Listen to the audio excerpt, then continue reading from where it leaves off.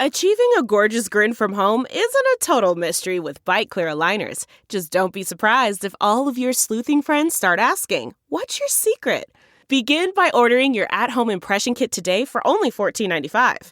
Bite Clear aligners are doctor-directed and delivered to your door.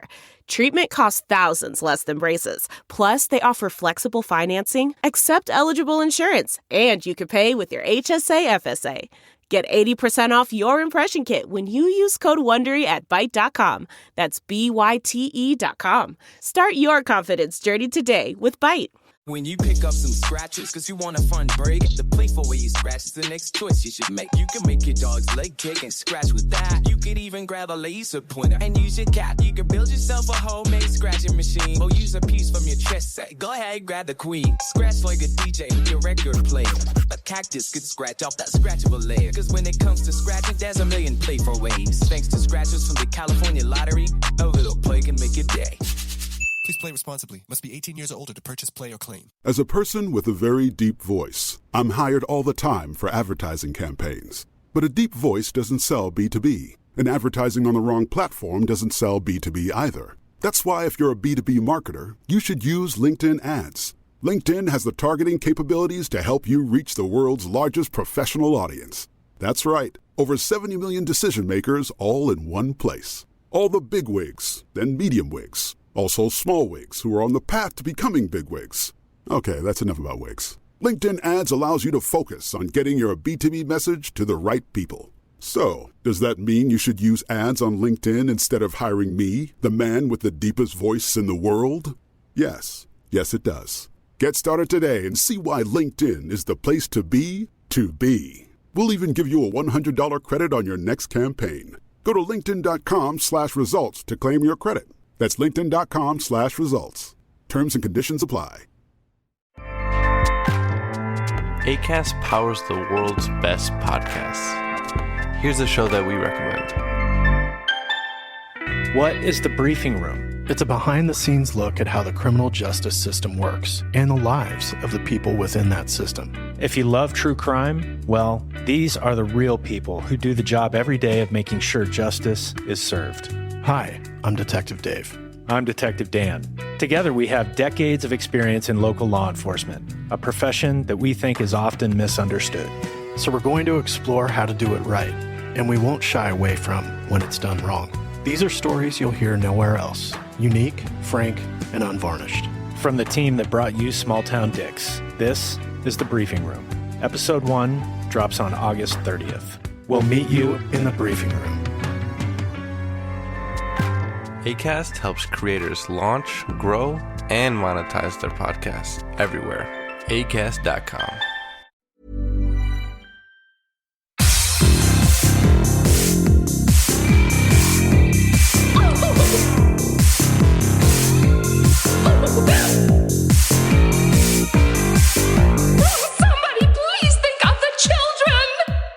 And welcome back to Little Cuts, our weekly mini-sode where we talk about the things that we've been watching recently. I'm Terry. And I'm Mary Beth. This week we are talking neurotic men with mommy issues, a one-shot murder mystery, mommies and maggots. I don't know how I'm supposed to say this. It's trimming season and all the girls be needing. Okay, thank you. Need some good weed or something like that. I don't know. Dracula, and a unique take on found footage. Yes. Sorry, I was like, I can't read. I don't know how to read. I don't know what the tune is here. I put it out. It's trim-ing C-zone. So I get it. I get it. Did not register. I like it. I like what you were going for. Maybe but I thought because I did Everybody Melt Your Body that one time, and you were like right there. So I was like, maybe she'll get this. My brain's a little bit slow right now, so I'm gonna blame that. Yeah, understandable. Yeah, it's been a weird one, but that's okay. Yeah. But many a movie, many a thing to talk about. So. Many a thing. Let's start off with neurotic men and mommy issues. So I can finally talk about a bunch of stuff that I have seen, and I have seen a lot of these bigger upcoming releases. So this is BEAU Is Afraid, Ari Aster's third feature film. His most chaotic, his weirdest, I think probably the most authentically Aster. I mean, like, I don't obviously have, like, I don't know the guy, but just, like, from watching his short films and seeing kind of, like, the darker comedy that he leaned into with a lot of his earlier work, and you kind of see, like, whispers of that in Hereditary and Midsommar, but this one is very much like A24 said, here, have as much money as you want to make the weirdest thing you possibly can. And that is basically what Beau is Afraid is. It's like a simple premise. Joaquin Phoenix plays a paranoid man named Beau who is going on a journey home to visit his mother. But it's a 3-hour long, like, perverted hero's journey with, like, a twinge of an Oedipal complex. And it is one of the best representations of intrusive thoughts I've seen in cinema, because the way that I interpreted it, because I think it's like, it's gonna be one of those movies where everyone has, like, a different interpretation, because a lot of it is just like, huh? But a lot of the world is, like, very much exaggerated, and it feels like the way... It feels like a manifestation of the way you think when you catastrophize and have intrusive thoughts and, like, have anxiety and, like, expect the worst from things. This world is basically that, like, come to fruition, and it is ridiculous and wild, but also very well thought out. And Joaquin Phoenix is, of course, incredible. He is, like, the schlubbiest, most pathetic man I've ever seen in this movie. The supporting cast is incredible. Patti LuPone plays his mom, and, like, she fucking kills it. I mean, just, like... She's great. It's so hard to talk about this movie because, like, I don't want to spoil things, but it's hard to spoil because this movie is really an experience more than it is a movie. Like, it does not feel like 3 hours. I think it's paced incredibly well, and I think, like, it's... Okay. The 3 hours is kind of part of the journey in the experience. I mean, I think that parts of it do drag a little bit because it's a 3-hour-long movie. But I do think that there's so much going on to, like, an overwhelming point that it's, like, overstimulating. And that's kind of what I got. I was like, this needs to be over. Like, I am overstimulated. There's so many things happening on the screen in front of me. And I don't have enough time to process it because it's moving so fast. So, like... What you're saying right now reminds me of Mother. Yeah. So it's been compared to Mother, which is wild because I liked this, but I didn't like Mother. I had not seen Mother in a long time. I loved Mother. I fucking hate that movie. But again, haven't seen it in a while. But it feels kind of like Mother. It kind of feels like a perverted Wes Anderson movie a little bit. The trailers give that sort of whimsical Wes Anderson quality. Yeah. Through, like, the looking glass. Yeah, exactly. So it is very much like... almost like vignettes of, like, a hero's journey where, like, he is with people, like, a group for a certain period of time, and then something happens and he moves on to the next group of people. So it gets why it feels like it moves so fast, because you're moving through different groups and ridiculous nightmare scenarios. So it feels a little it's a little bit easier to chew and digest, basically, to, like, put it that way. Yeah. How would you rate it in comparison to the other two in terms of, like, which of his is your favorite? So, or are you leaning towards? Hereditary is, like, my number one. Beau is Afraid and Midsommar for me. Okay. And just as, like, a preface, this is nothing like Hereditary and Midsommar. Like, you are not gonna get... Aster's two previous movies, while they're, like, very subversive in specific ways, they're very conventional at the same time. You know what I mean? Like, they're working within genre conventions that we're aware of. He is making really good movies, but again, like, he's working within, like, traditional narrative conventions. It's pretty easy to follow the stories kind of thing. This is very experimental. It's very funny. It's not... It is really... It's anxiety-inducing intense, but it's not necessarily a horror movie, unless you want to talk about, like, the horrors of the mind, et cetera, et cetera. But, like, it again, like, this is going to be a very interesting one to see what reactions are going to be like, because it is so different. So all of the A24 girlies who have made his movies their personality, like, I'm very curious how they're going to feel about this one, because it's just so different. And Purpurina, there is not an intermission. unfortunately, there is no intermission. I know that RRR cares about us as people and gives us a break, but Aster said no. Yeah, so just like get right, just pee right before.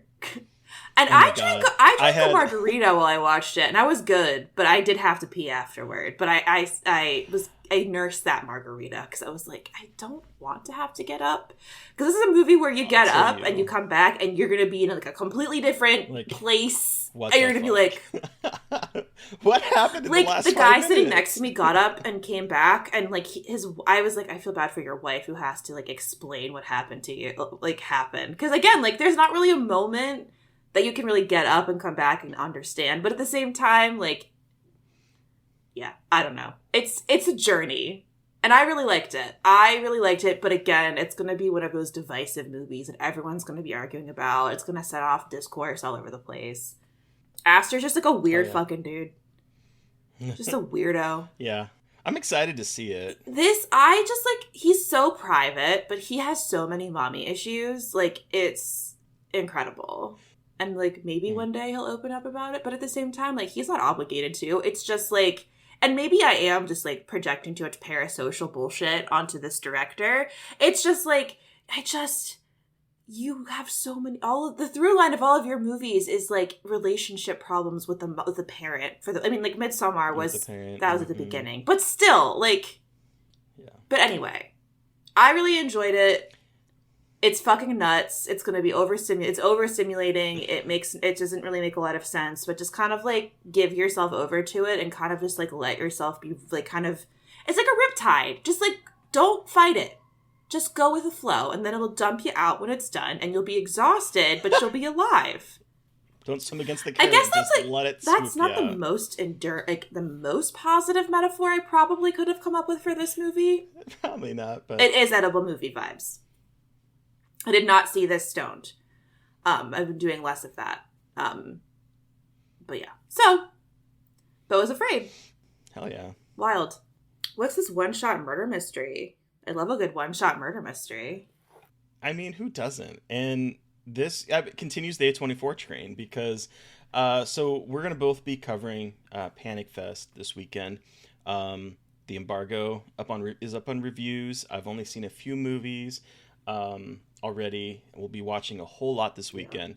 But the one that I did watch, because I did get a screener for it, and it had like a short view window, was MEDUSA Deluxe. Oh, yeah. Which is an A24 movie that will be coming out, I think, in June. And it is a murder mystery set in a competitive hairdressing competition. I just feel like it's such a good setting. And I've heard of this, and I'm so excited to hear you talk about it, because I just feel like it's such a good place to put something fucked up happening. Yeah, and so it opens up with, and you start to like very quickly realize that this is going to be a one-take kind of movie, where the camera is focusing on this woman who is doing... I mean, the characters' hair in this movie look like they belong in Whoville. It's very avant-garde, up top, little Cindy Woohoo type, shtick. And this woman is doing someone's hair while talking about the fact that the person that is one of the people, I believe, I have to go back and look at my notes, but I believe that he owns owns like a competing studio to hers, was found this morning scalped at the hairdressing competition. And so the camera starts to follow people and you start to think, is it this person? Is it this person? As the camera will follow someone and then veer off and follow someone else. Okay. And sort of like kind of go behind the scenes of like this drama that unfolds, and you start to see that all these people had issues with this guy that was scalped. And see that like there's a lot more other nefarious things might be going on in the background of this competition. Is it fixed? That kind of stuff. Why was he scalped? There's this security guard that's walking around cleaning up after blood, and you're like, what's his story? The woman that we open the movie with is like talking about her own problems with this guy, and so there's a lot of little bickering and a lot of little story threads that could potentially kind of point to either a red herring or be an actual clue for what's going on. And it plays out, again, in one real time, one long take. Why is everyone doing that now? Not everyone, but I feel like, why are we doing this to ourselves? I mean, look, I respect it, but just like... I do too. I will say it does, in some parts, it kind of brought down my experience of this movie. Because there's a lot of walking. Oh, okay. Yeah. So there's a lot of times where it's just basically padding out that runtime because person has to get from X to Y, and so it just feels like, okay, we're following them. Sometimes interesting things happen, but there's a lot of walking in that middle section as the camera continues to follow people. But I think it's I think it's fun. I don't think it's one of the best A24 movies I've seen, but I enjoyed it. I don't think it's one that I'll probably either end up owning or going back to, but for what it was a wild trip. It does this really cool thing at one point where there is a time jump, but it's happening while the camera is moving. And so there's like interesting things that at play there, like technically, that I think is really kind of cool, the way that they stage some of the things that happen. So it's fun. I think I'm curious to see what the writer-director Thomas Hardiman, I'm curious to see what he's going to do next. But yeah, I really enjoyed it, and it is playing at Panic Fest this weekend. Okay, that was one of the ones I'm going to request, so I'm very excited to check that one out. Yeah, I think it's worth a watch. Cool. I do. Sick. Going back to mommy issues or something. Mommies and Maggots. Mommies and Maggots. I'm really excited about this one. I'm not going to say too much because I know that everyone is like, it isn't going to be out for another week, but this is Evil Dead Rise, obviously. I hosted a screening last week and I got to see it in all of its disgusting, bloody glory. And I really enjoyed it. This is the fifth one, directed by Lee Cronin, who did A Hole in the Ground. And instead of being... Underrated, I know. Hole in the Ground.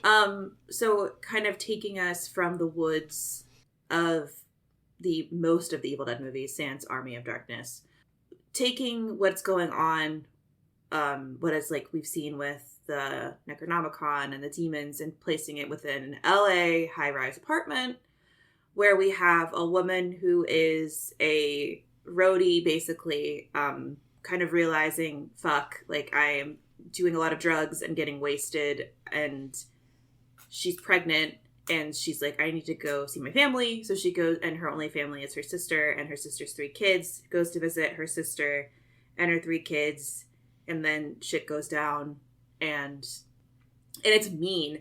This movie is not afraid to be mean. It's not afraid to kill people of all ages. It is just absolutely gnarly. There are some parts of it that I was like a little bit iffy on, but that's fine. I think that they lean too much into motherhood stuff in a way that like really annoyed me. But that's just me. And then I wanted just a little bit more humor in it. It definitely is like very self-serious in what it's doing, which is fine. It's just, and like there are some callbacks to stuff in Evil Dead, like the original ones, and I think it does do like a good job with homaging. I just think it's a little bit serious. But that's, I mean, like, again, that's fine. I think Elisa Sutherland, who plays the mom, who is like the kind of main demon, as we've seen in the trailers and stuff, she is fucking incredible. Like, she is terrifying, and the physicality and her facial expressions, like, oh my god, she's incredible. It's just like a mean, nasty movie. At the beginning, like the cold open just like really gets right to it. It's so yeah. It's definitely worth the hype. Hell yeah. I'm so excited. What? Because I do think the last one was kind of self-serious in a lot of ways. Is there callbacks to that at all? Not that I can remember. I have to watch it again. It was mostly, I feel like, callbacks just like to the predecessors. Yeah, you're right. Because as I was saying, like the 2013 one is like self-serious, but I think there's like a tinge of dark comedy to that one though. Like I think that what happens in it is a little self-serious, but I think because it's so over the top in like a woman cutting off her arm or slicing her tongue in two, that there's a little bit of dark comedy that kind of comes with that nature, if that makes sense. this one is over the top, but not in a way that kind of is campy. It's like fucked up. Okay. So like, it's just like, at one point she calls her kids titty sucking parasites, which was like, that was funny. Like, I wanted more of that. So like, they had like these twinges of like incredible lines that I wanted more of. I know it was like when I am telling you, it's like the most incredible line, and I was like, see, like that's why I love Evil Dead movies, because they say these depraved things that are both really funny, but like pretty fucked up, and like if you really, it's like fucked up, but it's so fucked up that you have to laugh. It's mean, it's gnarly, it's bloody. So I mean, like, what else could you ask for? I'm so excited. Yeah. This has been a busy month. I can't. I have April's to say. really, because I have another fucking movie, and there's a couple other ones coming out too. And there's Dead Ringers show that I'll talk about next week, because there's too many things to talk about. Oh my gosh. Speaking of which, can I add an addition to mine? Oh, duh. I just like cannot believe how much stuff is coming out in April and March. Like, it's super weird. I feel like I don't know anything coming out in the summer at this point.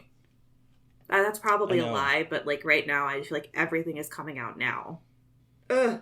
But, and I'll talk about this again, but with my next one. But it's like, it is cool to get to see all of these movies coming to theaters, and like I know that we are still in a pandemic. It's a different, like the way people are dealing with it is obviously very different. And if you still aren't comfortable going to theaters, please don't go. It's really cool to have theaters coming back, for better or for worse. I know that there's a lot of complicated feelings around that, because I definitely have complicated feelings around that.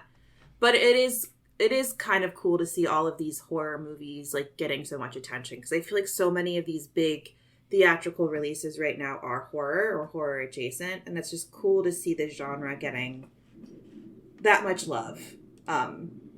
Yeah. So hopefully that's like an upward trajectory, hopefully. But yeah. It's trimming season and all the girls be needing. I need a fat joint. I need a fat joint. I need a fat joint. All right. I think I know what this is, but tell me about this movie from Panic Fest. Okay, so this is the debut feature film, I believe. So this is her second feature, Ariel Vita, who has been a production designer on a lot of, if not most of, Justin Benson and Aaron Moorhead's films. On The Endless, Something in the Dirt. She was a production designer for She Dies Tomorrow by Amy Seimetz. She's done a lot of that type of work. And then she had a movie that came out in 2022, it looks like, called Vide Noir. And then she has a new film premiering at Panic Fest called Trim Season. And Trim Season is about a group of young people who end up getting recruited through a friend who is seeing some guy, and he's recruiting the two girls who want to make like basically $5,000 in 2 weeks, pretty much. One of them is going through some financial situations. She just got fired from her job. Her car is breaking down. Her phone is cracked. She is getting evicted by her roommate. So she really needs the money. And they are going to go with a couple other people up to a remote marijuana farm to trim marijuana leaves? Or the buds? Yeah, they're going to... I learned more about the actual process of harvesting. I don't know anything about look, I buy it post harvested in a bag, and I'm just like, cool. I don't know anything about the process of getting this to this point, but thank you for your service. Yeah, and so it's yeah. So is it a slasher? It is. Let me. Sorry, let me I'm try asking questions. I want to. No, I'm glad you are. Trim Season, if I were to like describe it, I had to think of the best way that I'm going to be probably describing it in my review. Trim Season is Suspiria in a weed field. Oh, fuck yeah. Oh, man. And it's directed by a woman. Oh, my God. This is my shit. You have spoken to my soul on the deepest level possible. And yeah, it's a bunch of women who are going up to this remote place to trim buds, and weird witchy things are happening around them. There is this woman who is decked out in leather gloves and looking like a goth queen, just walking among the people who owns this farm, and she seems a little witchy. There's like weird things happening. The cast is stacked. We have Bethlehem Million, who was in Sick recently, the slasher that we saw back in January. She was in that. Alex Esso from all the Flanagan stuff is in it. She was in Dr. Sleep. She was in Hill House. She's been in a lot of Flanagan stuff. Bex Taylor Klaus is playing a character in it. Man, you really are just like saying so many like sexy words to me right now. When you fucking said Suspiria in a weed field, I was like, I am in heaven. It definitely has that. It looks really good, but it's an indie film. But it definitely gives me sort of giallo aesthetics, Suspiria aesthetics, witchy goodness going on there. So I'm gonna stick by it. That's what I'm gonna call it. It's also playing at Panic Fest this weekend. I really enjoyed this one a lot. I went into it excited to see it, and I really enjoyed it. It was a lot. It was a lot of fun. Good witchy goodness. Good witchy goodness. That was a lot of goods. But oh fuck yeah! Okay, cool. I'm dog sitting this weekend, so I'm like gonna be by myself in like the house where the ghost thing happened the last time. So I'm like so stoked to just like watch a bunch of horror movies with these two dogs and like maybe have a ghost manifest again. We'll see. As long as they don't damage your microphone. I know. So we'll see if they hit the microphone off the table again. We'll see. Anyway. Oh gosh. Panic Fest rules. Panic Fest has so many cool movies. I'm like super stoked to watch. I love Panic Fest. There's like so many movies that I hadn't really heard of before this festival. When you pick up some scratches, cause you want a fun break, the playful way you scratch is the next choice you should make. You can make your dog's leg kick and scratch with that. You could even grab a laser pointer and use your cat. You can build yourself a homemade scratching machine, or use a piece from your chess set. Go ahead, grab the queen. Scratch like a DJ with your record player. A cactus could scratch off that scratchable layer. Cause when it comes to scratching, there's a million playful ways. Thanks to scratchers from the California Lottery, a little play can make your day. Please play responsibly. Must be 18 years or older to purchase, play, or claim. As a person with a very deep voice, I'm hired all the time for advertising campaigns. But a deep voice doesn't sell B2B, and advertising on the wrong platform doesn't sell B2B either. That's why if you're a B2B marketer, you should use LinkedIn ads. LinkedIn has the targeting capabilities to help you reach the world's largest professional audience. That's right, over 70 million decision makers all in one place. All the big wigs, then medium wigs. Also small wigs who are on the path to becoming big wigs. Okay, that's enough about wigs. LinkedIn ads allows you to focus on getting your B2B message to the right people. So, does that mean you should use ads on LinkedIn instead of hiring me, the man with the deepest voice in the world? Yes. Yes, it does. Get started today and see why LinkedIn is the place to be to be. We'll even give you a $100 credit on your next campaign. Go to linkedin.com/results to claim your credit. That's linkedin.com/results. Terms and conditions apply. And they always deliver some like really cool shit. So I'm super excited to just like dig into because I need to request a bunch of stuff, but I have a list and I'm just like, there's just so much good cinema. Yeah. So this is one I would recommend, especially if Suspiria in a weed field tickles your funny bone. Cool. As I think that it sounds should. good. Let's hear about Dracula. It's so funny. It's so funny. I just got a message from Josh Corngut saying my trim season review is ready for you to look at. Hopefully he liked it. So I saw Renfield, which is also out as of the publication of this episode, which is the Chris McKay film starring Nicholas Hoult as Renfield and Nicolas Cage as Dracula. And I had a lot of fun. Like, it's not like a game changer, but like, it's super dumb and so, like, it kind of knows what it is. I feel like there are points where like it might be trying like a little bit too hard, but it also like, It's a horror comedy that isn't afraid to be disgusting. I feel like so often horror comedies like aren't gory. This one is like blood everywhere. Like this one is like limbs getting pulled off, like ridiculous death upon ridiculous death. And I love that because again, I feel like with horror comedies, it's like they don't want to add the gore, but here they really go for the horror nastiness. So to like make up for a lot of the jokes that are happening and like it is pretty funny. They add in lots of like gratuitous violence in a way that I'm like, okay, they did a good job balancing, because I think again it is so hard to balance those two. Holt is a cutie. Nicolas Cage is having so much fun as like, and the metaphor, the trailer showed too much, which is annoying, but like the whole like metaphor about being in a codependent relationship is like really funny.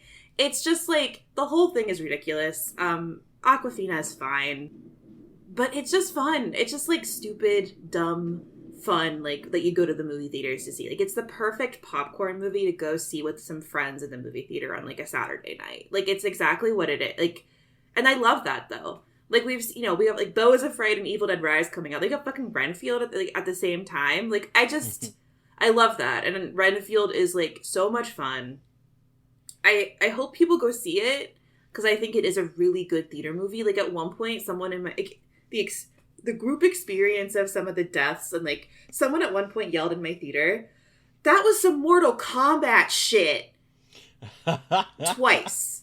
So, like, that should kind of prepare you for, like, what you're going to see. And I love that. I didn't expect it to be as violent. And, like, okay, I love that for it. The comedy is, there's only a couple annoying poop jokes where I'm like, God damn it, guys. Like, you guys have so many other jokes in this that are funny that you don't have to talk about poop. But I also really love, okay, one of the poop jokes was Fantastic Purpurina. I did like one of the poop jokes, but the rest of them, there weren't that many. But yeah, it's just fun. It's good, dumb fun. There's some really good callbacks to the original 1931 Bela Lugosi Dracula with like black and white, like the shots of the eyes with Nicolas Cage as Dracula. Like Nicolas Cage was born to play this role. It was really fun to watch him just like ham it up and just be ridiculous. It definitely sounds like he cannot talk with those teeth in, which is so funny. But just the whole thing is ridiculous and fun. Like, it's just a fun horror movie. Like, you know, I talked about two, like, very, like, serious, like, cerebral movies, and then there's this one. And I'm like, I love horror. Yeah. It's just fucking fun. So you could either go see BEAU is Afraid or Renfield this weekend. I feel like Renfield will probably get more attention than BEAU is Afraid. For a lot of reasons. See, and it's not playing here. It Was Afraid is not playing here until the next following week. It's being lumped in with Evil Dead Rise. Oh, interesting. Yeah, they're probably A24 is probably like, fuck. But like Renfield is the kind of movie that is going to get people into seats. You know what I mean? Like it's got that mass appeal to all people, like people who love horror for all types of reasons. It isn't like an elevated or like whatever. It's just very much like a horror movie that is made for like all types of horror fans. So I think that one's going to play really well, like in theaters with audiences. I was surprised how much I had fun with it. I went in with very low expectations and I was surprised. Also, hold on, I need to look up her name really quick because I always forget her name.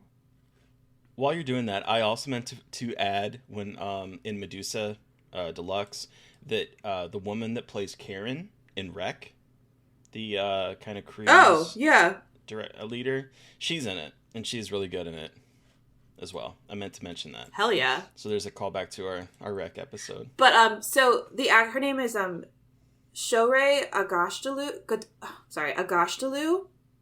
She was in The Expanse. She has The Expanse? So she is in The Expanse as like she's an Iranian actor. She was in Run Sweetheart Run, if anyone saw that at the end. She was also in that movie with Ben Kingsley. Yeah. And Jennifer Connelly. Yeah. That I can't think of the name off the top of my head. I love House her. of the... No. House of Sand? Yes. Sand and Fog. House of Sand and Fog. House of Sand and We got there. Yeah, the House of Sand and Fog. But she is in it as a villain, and this bitch is just, she's so good in everything she does. Like, she just has such, like, an air about her, but she's really... And her voice is just... I just wanted more of her in this just because I love her, but I just love that she's becoming, like, a genre, like, a pop-up of, like, a strong bad bitch in genre movies. I'm like, continue this for her, because I love her. Yeah. She's so good. And she just has this, like, air about her, especially in this. And her outfits in this are incredible. So, yeah. So, Renfield, if you want, like, a fun thing to watch this weekend in theaters, I would highly suggest checking it out. So, before we do move on to the found footage, I wanted to quickly bring up this TV show that I literally binged the entire first season over the course of a few days. From... which is a horrible name because you start trying to Google anything and the word from, and you're going to get anything but this TV show. So as much as maybe it's going to make sense for a title, it's a horrible title. I'm just going to throw that out there because it's just not doing anything. However, I wanted to put this out there because season 2 is going to be dropping on April 23rd. And the first season, it's an MGM Plus show, but it's also on Prime. And so you can watch the first season on Prime. Have you seen From? No, I haven't. I just know a lot about it. I just know that also Josh Korngut watched a bunch of it and is like, holy shit, people are sleeping on this movie. People are sleeping on this. I remember hearing about it when it first came out, and I didn't really... It was streaming on Paramount Plus, or it wasn't even Paramount. I don't know, CBS All Access. I don't remember. It was streaming somewhere. I didn't have it at the time. I just stayed away from it. And I am so angry that I did, but I'm so glad that I watched it now because it's by one of the executive producers of Lost and also director of Lost, that directed a lot of Lost stuff, Jack Bender, who we also talked about with Child's Play 3. Can't all be winners. But he also was an executive producer on Lost, and this feels very Lostian except horror. This is like, instead of getting lost on an island that has like genre sci-fi type stuff, they are trapped in a town where at night these zombie / vampiric / demonic creatures descend upon them with smiles that gives the Smile Lady from Smile a run for her money, and try to beckon people to open their doors and let them in. And then they literally tear them apart, just like rip open their rib cage, devour their insides, and leave the bodies. So we have that going on while the town traps people, and they're stuck in this small town that literally just has a diner and a gas station and a church and a few houses. It's not post-apocalyptic, they're just trapped in the town, right? They're just trapped, exactly. Couldn't remember. The town looks post-apocalyptic, but they come in from various places, but they all see the same thing. There's a tree along the road, they take a detour, and they end up in this town, and they can't escape. It's got Stephen King vibes, doesn't it? Yes, okay. It reminds me a little bit, has like, I would say Jerusalem's Lot kind of feel to it, mixed with like Lost. I mean, and it's you're really speaking good. My language. It's paced so... Speaking my language. It's paced so well. I know. I need to watch Lost it. was like...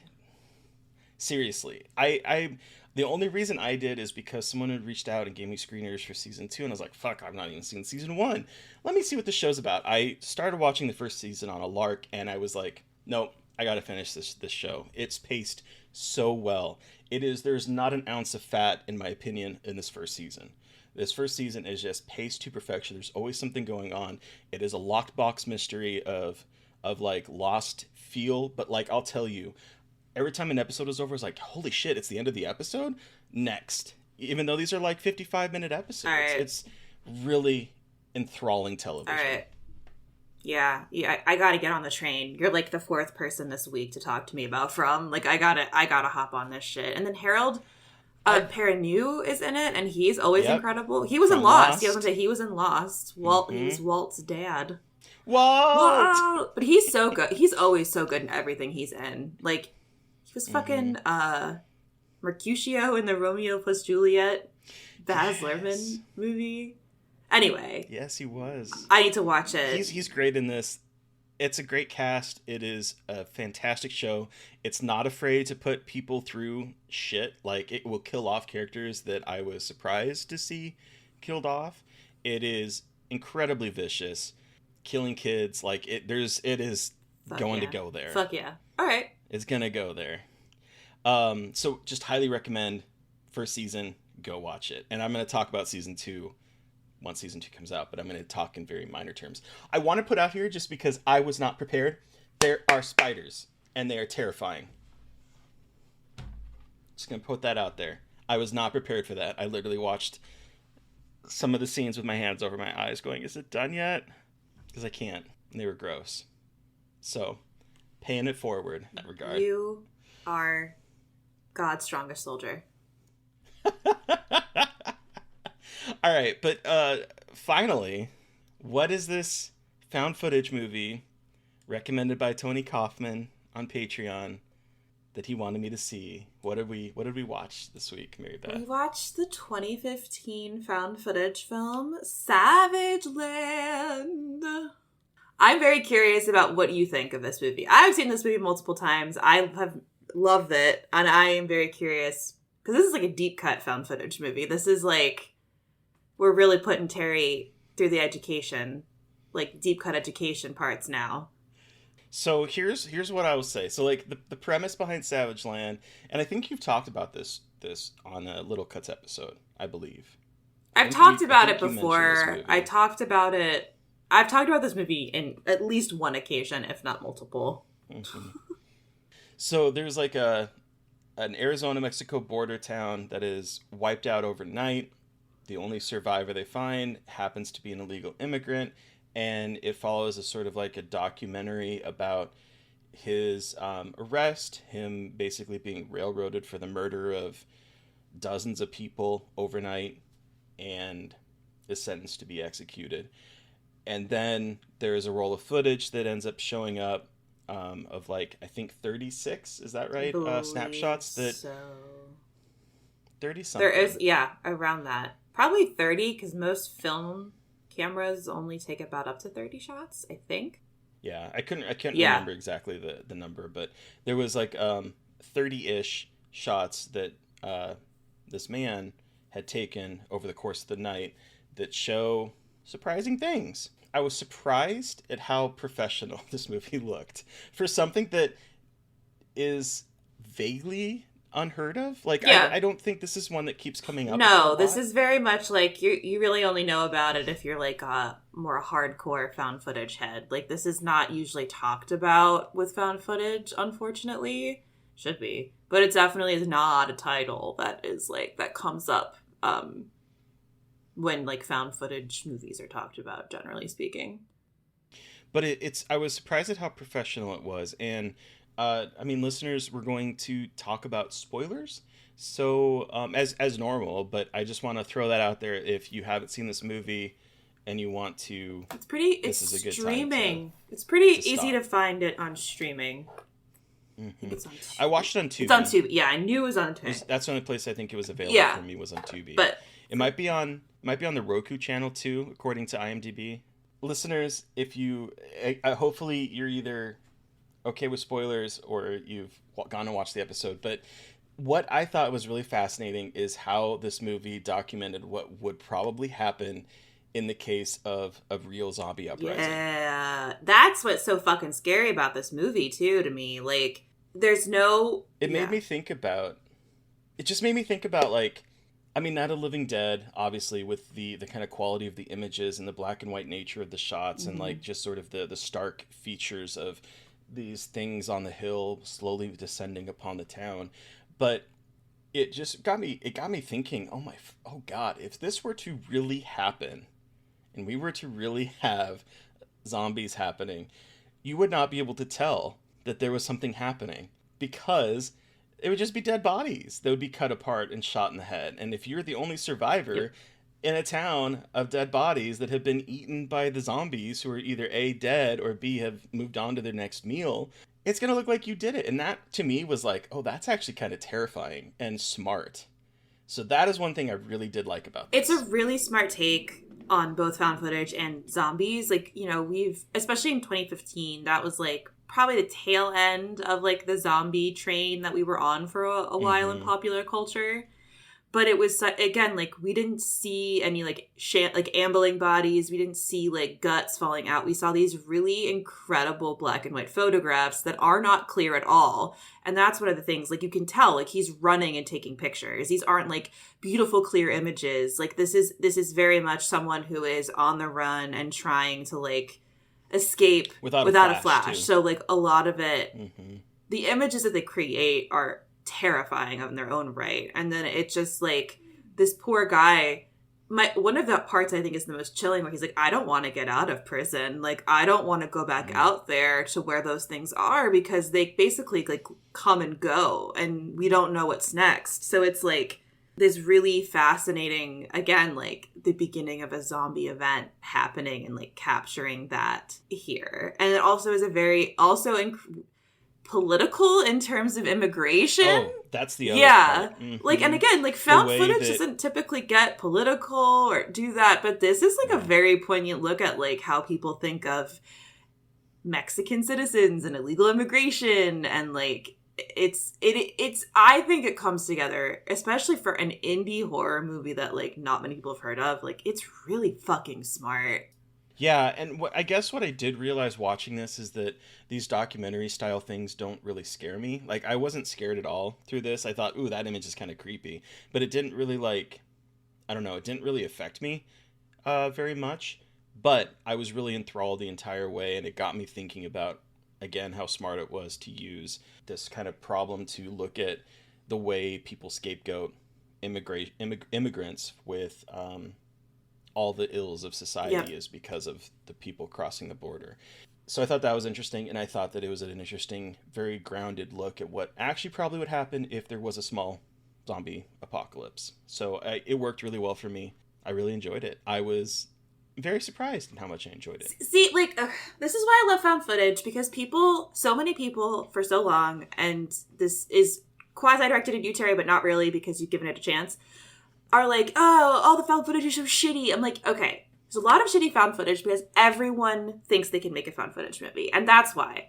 Because it's a really easy format for new filmmakers to go out and make things, which is great, but also you get a lot of bullshit. But when I say that there are such intelligent, cool, smart things happening with found footage that we are not seeing with any other, like, narrative technique in horror, like, this is one of the movies I'm, like, talking about, of, like, writing off the subgenre of found footage is writing off some of the coolest shit I've ever seen done with a horror film and with zombies. And like, I just think that there's so much that people miss out on because they're like, oh, found footage. And I'm like, no, I promise you. Like, and especially now that found footage is shifting with like Unfriended and like playing with technology and influencer horror even more. It's just cool what people can accomplish with it. And I think Savageland is an example of something that needs a lot more credit, especially for when it was released. So I'm glad that you liked it. It's different than like most found footage, but I think that works to its advantage for the most part. So I'm glad you liked it.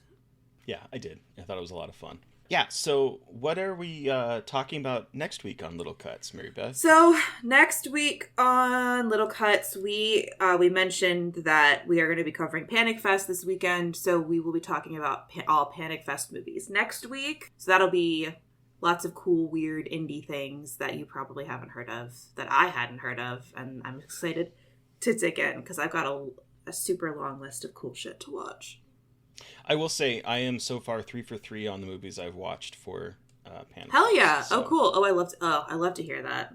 Oh, future Little Cuts watch along Los Spookies. I do need to watch that. Oh, I would be down for that, Purparita, because I do love me some Los Spookies. Yeah, you've talked about it on the show before. I'm sad that it got canceled. That'd be kind of a fun thing to do. We can talk about it. All right. But then, what are we doing for our episode on Monday, Terry? So on Monday, we are going to be releasing, this is the first time we've done this on the main feed, we're going to be releasing a Patreon episode from Fresh Wounds, our $10 tier, to kind of give our listeners a little hint about what we are doing for our patrons. And we're releasing the one that we did on Lake Mungo, so that's exciting. And then also for our Patreon subscribers, we will be releasing a bonus mini-sode for the $5 and up tier for Scream 6 after the VOD launches and we have a chance to like rewatch it again, we're going to give you kind of a little spoilery discussion, sort of like what we did with Barbarian back in December, I think it was, for our patrons, since again we're putting up one of the Fresh Wounds episodes. So listeners, you've heard from us, but we want to hear from you. Have you seen any of the things that we've seen and want to tell us how you feel about them, or which ones are you most excited about? You can send us an email at scarredforlifepodcast@gmail.com, or you can reach out to us directly on Twitter. I am at MB McAndrews. And I'm at Gaily Dreadful. And of course, don't forget to follow the podcast on Twitter at Scarred Podcast. And please don't forget to review, rate, and subscribe, and sign up for our Patreon. By the time this episode is out, there is a new Fresh Wounds episode on High Tension that you can listen to, almost like 2 hours worth of discussion. It is. I know Mary I was editing it, and week. Just a quick side story about how much I love you guys as listeners. I edited it. It's a 2-hour-long episode. I spent half of my day working on it, and then my Audacity project crashed and didn't recover the project. That's why it's a little bit late. I apologize, everybody. I had a week plus Audacity lost like 5 hours for 5 hours of work for me. So it's just, but you know what? It's fine. We got it out. I've been there and it sucks. So I love you guys. This is how much we love you. I almost wanted to smash my computer into pieces. I didn't, but mentally I did. I know that feeling. I know that feeling so well. It's like, is this really happening? That happened to me once on like a really poorly audio captured episode. And the whole thing, so like you're like almost done and then it crashes after you've had to like do so much silencing and stuff, like, and then it crashes. It's like, oh my god, I gotta take a walk. I quit. I gotta take a fucking walk around the block. I know. I was like, it was awful. Anyway, thank you to Eric Bauer for artwork. Thank you to Sean Keller for our music. Thank you everyone for listening. Please stay safe out there, but most importantly, stay creepy. And until next time. Won't somebody please think of the children?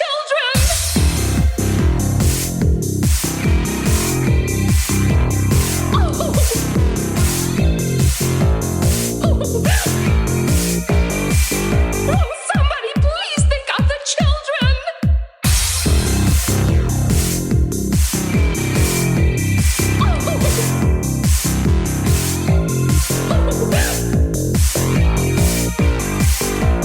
Somebody please think of the children.